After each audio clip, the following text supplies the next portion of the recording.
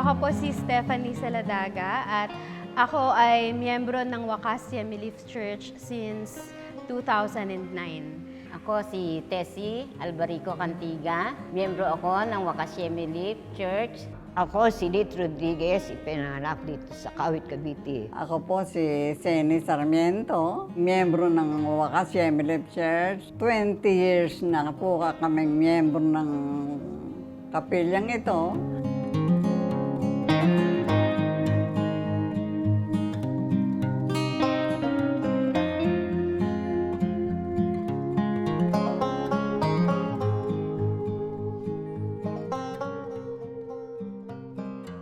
Years na po yun mula nung ako ay makakilala at tumanggap sa ating Panginoon. At simula po noon, naging malaking parte na po ang Wakas Yemilif Church sa aking buhay. Lalong-lalo na sa aking spirituality, sa mga view ko sa buhay, sa mga kaibigan ko, sa mga milestone ng buhay ko. Nagsimula ako, teenager ako noon, kaya marami kaming kabataan, kaya masigla. Ayan, talagang tapos na ang gawain sa church ay naandito pa kami lahat, tambay-tambay. Kahit mga 12 o'clock na ng gabi, ay sama-sama pa kaming mga kabataan. Kung may mga gawain sa sumasama sa mga kababaihan. Sasama kayo sa ganito. O magtagalinis kaya, maglilinis. O maghahanda kayo ng mga kaeba, di ba, na misa nasama. O kung magluluto. Hanggang sa kami po ay dito na rin kinasal ng aking may bahay na si Noel Sarmiento.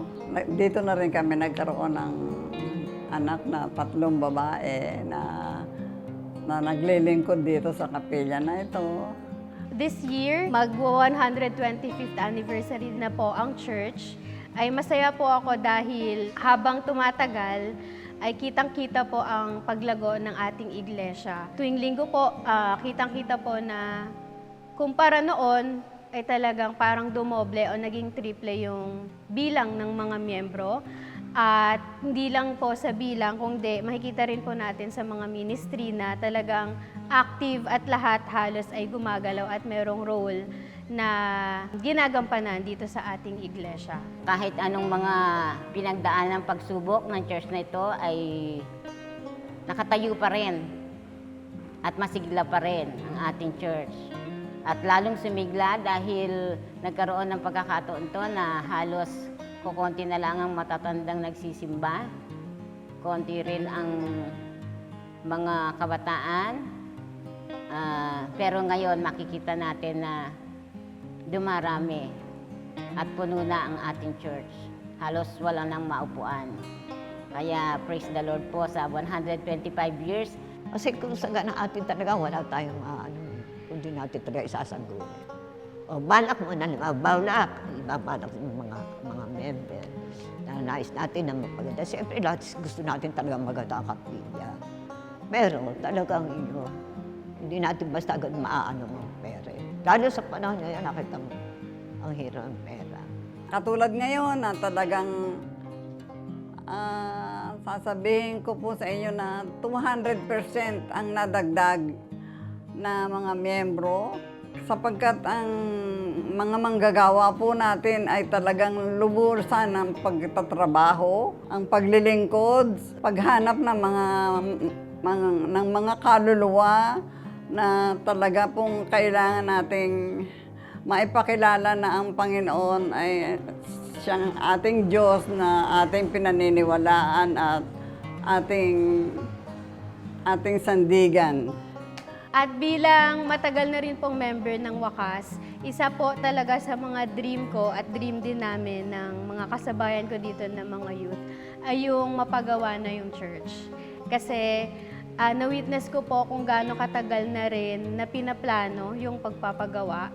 Naalala ko pa noon, meron kaming mga sketch ng mga kabataan. Sa dream church namin, yung merong dressing room ng tambourine dancers, yung merong meeting room, may music room, ganyan. So, ayun, dream ko po bilang member ng Wakas Yemilif Church na maipagawa na yung church dahil nga marami na rin tayong miyembro. Dahil po last year, doon naging active yung mission team natin. And siguro doon nagkaroon ng sense of urgency sa pagpapagawa ng ating church para ma-cater po lahat ng member tuwing Sunday ay kailangan na po talagang maipagawa ang ating iglesia.